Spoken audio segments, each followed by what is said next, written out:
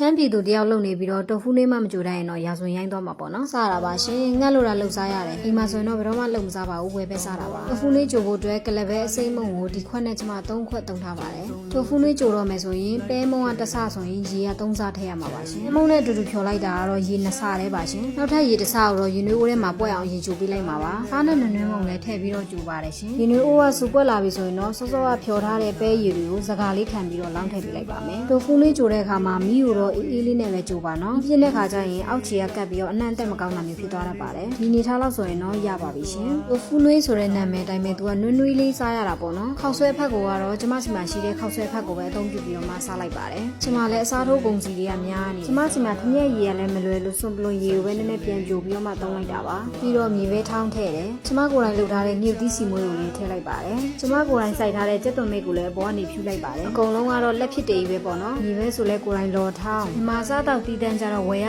လည်းဈေးကြီးတယ်ချို့ပစ္စည်းတွေကြတော့ရှာဝယ်ရလည်းမလွယ်တဲ့အတွက်ကြောင့်မို့အိမ်မှာရှိတဲ့ပစ္စည်းလေးတွေနဲ့ပဲအငတ်ပြေအလွမ်းပြေလှုပ်စားတဲ့တိုဖူးလေးပါရှင်ကိုယ်တိုင်လှုပ်ထားတဲ့တိုဖူးလေးကိုပဲကိုယ်တိုင်လှုပ်ထားတဲ့မုံလာကျင်နဲ့တွဲစားလိုက်ပါတယ်ရှင်ကျေးဇူးပါရှင်အားလုံးစိတ်ချမ်းသာခြင်းကိုယ်ကြီးကျန်းမာခြင်းနဲ့ပြည့်စုံပါစေ